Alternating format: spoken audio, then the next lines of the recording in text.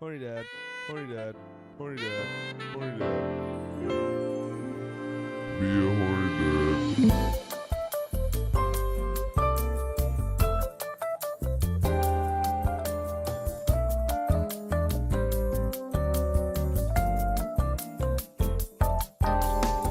Yeah, the Horny Dad Pod. This is me. You're too fucked up. My name is Mario. I'm sitting alone in my truck. As what I will do for most of these, I feel.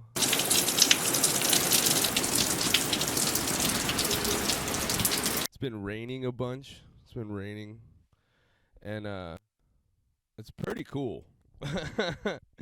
It's pretty cool. Every time it rains, I feel like I'm in like a novel somehow. Or I'm like in a movie. Because like that's how little it rains in Southern California. That anytime it does, it feels like, you know, every movie that you ever seen that when it rains. Like last night was perfect death scene in Click. You know, remember when Adam Sandler dies in Click? That was the exact kind of rainstorm that was happening outside of the Ha Ha Comedy Club. Just pouring down rain, dude. Fucking fat puddles in the middle of the street. Adam Sandler laying motionless with his daughter by his side, I think, daughter. Yeah, but it's pouring fucking rain, which sucks because that means the water is going to be all fucking brown. Paddle out there, dude. It's so funny, the fucking Bolsa is all blown out because it's like 15 feet. It was like 15 foot waves last week, and the tide got all the way up into the parking lot.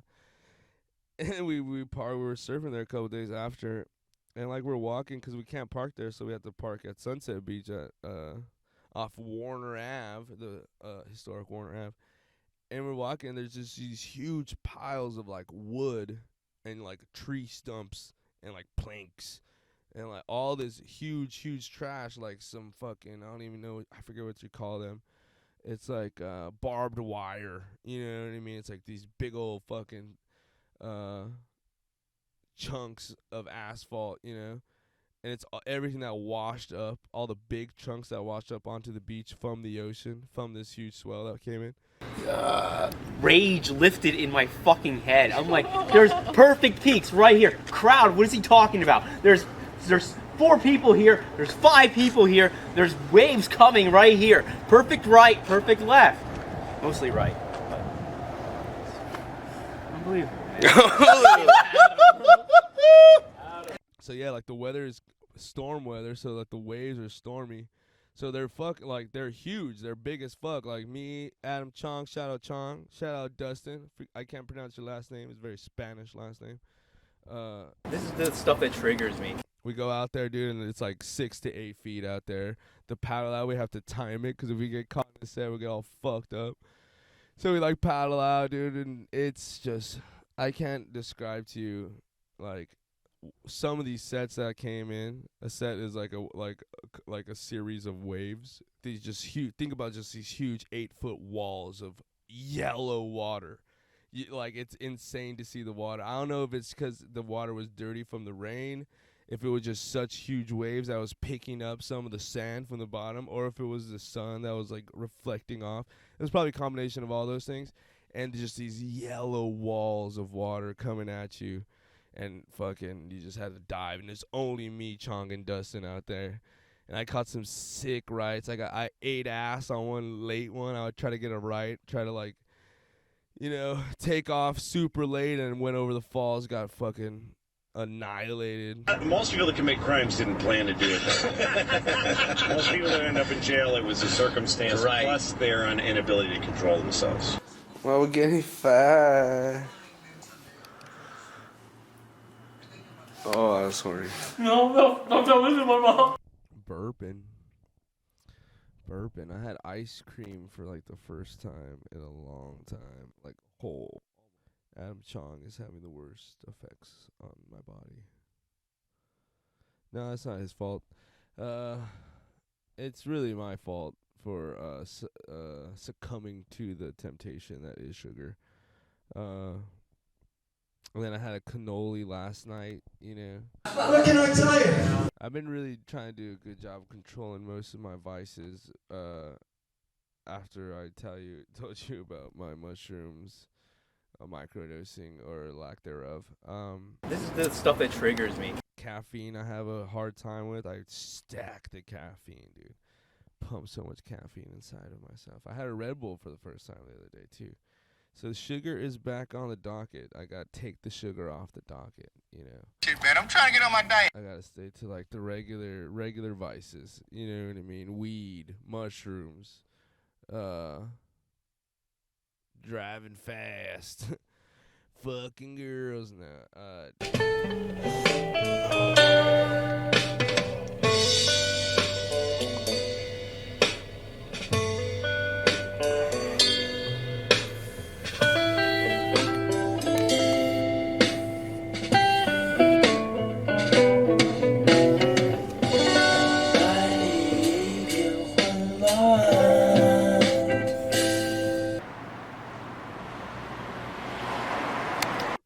Outside of open mic, I'm like waiting to go into this open mic, and God, I just don't want to sit. The lights are too bright in there. You know, when a bar is just too bright, and I'm not even on mushrooms tonight. I'm gonna take a night off. You know, I'm taking a night off the mushies. You know, because I for sure, if I was on mushrooms, I wouldn't be doing this podcast right now. Like, there's no way. I internalize so fast. You know. I'm performing on mushrooms too, like also, and it's been intense as hell. Like, I've had some really good sets, but just the energy it takes is just so overpowering and all-consuming that by the time I get off, I am like shriveled down. You know what I mean? I had a friend come to the show, and she after the show, she didn't even say hi because I know for a fact as soon as I got off stage, I was the last one to go on. As soon as I got off stage, I want to hide. I want to, get away. You know what I mean? And everyone kind of feel that because, I'm very vulnerable. You know, I share a lot. So as soon as I'm off, I'm like, you know. And then when you're the last one, you know, when you go last, it does hang on you. So if you have a good set, you get off stage, everyone's, right there with you, you know. So, I get all tingly and cringy, and that's just how it normally is. But on mushrooms, there's some sort, or any psychedelic, there's some sort of mass vulnerability that takes place. That's pretty gnarly to experience.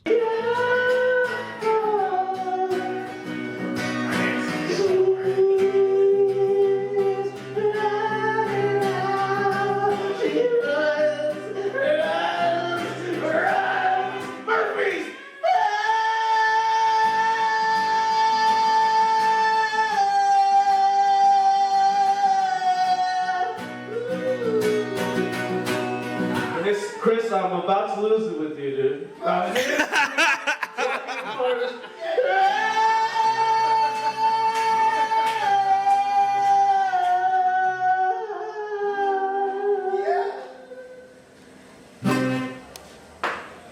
True killer in the mirror.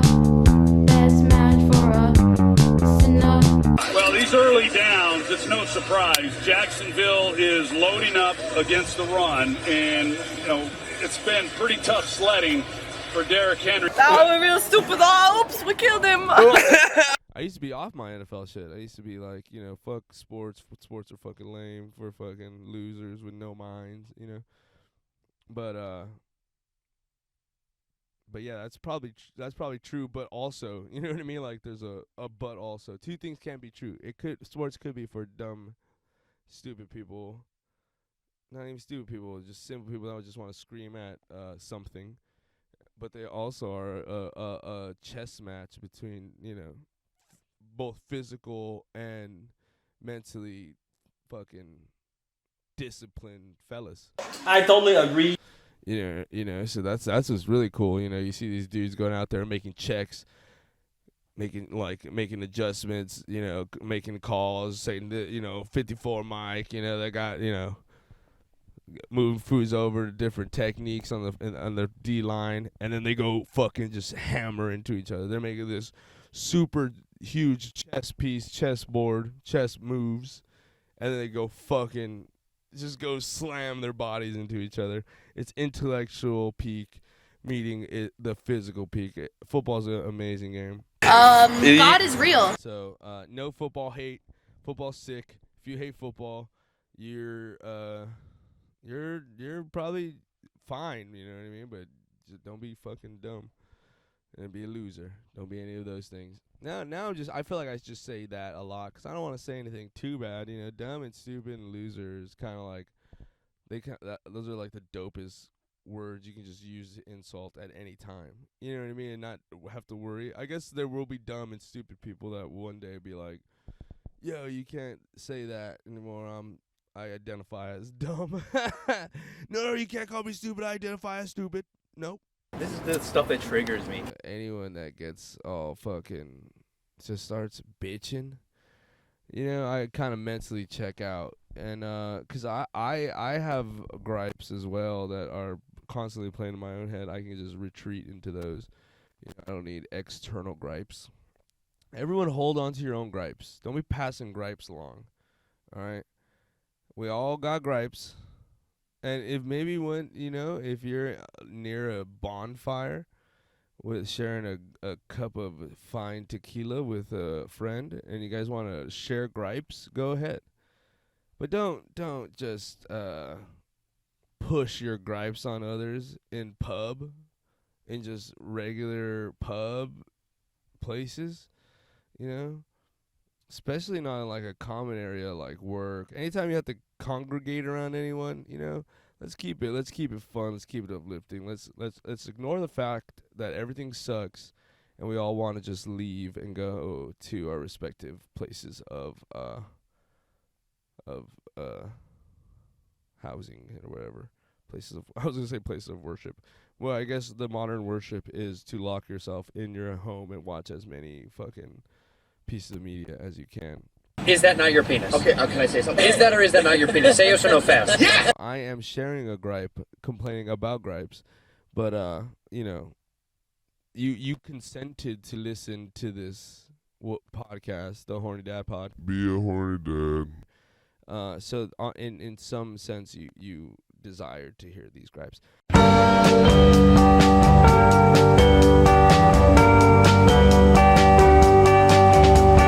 Wondering how life will play out, sticking to what I know best. I throw a punch and it's going slow, it's making me so upset. Oh, I'll try not to lose myself, that's what happens after sunset. I want to bring back Lego. Whatever happened to Lego? You know, a Lego. You know, a Lego.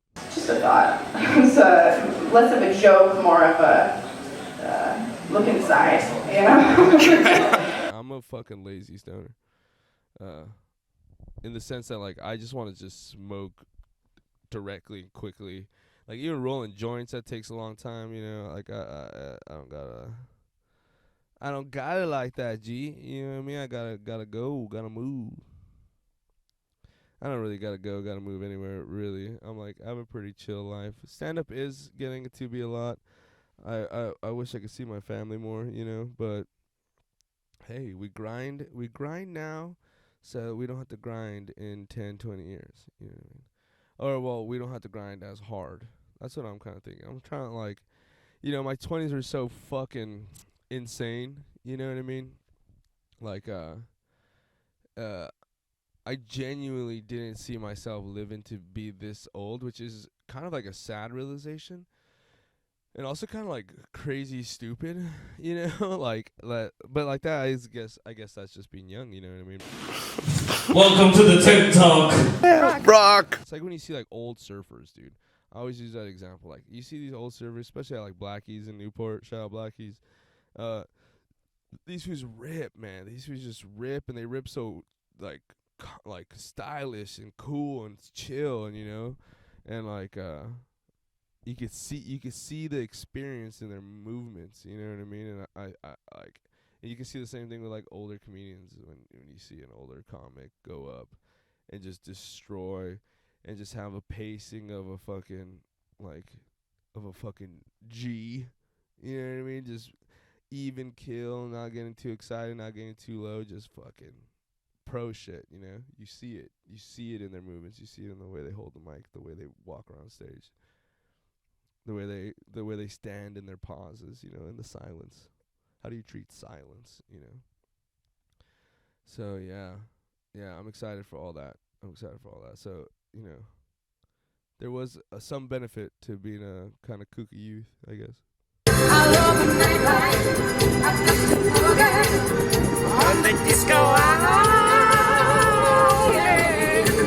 Yeah, if you listen to this, thank you for hanging out with me. I will see you next time, dados. Bye. Horny Dad.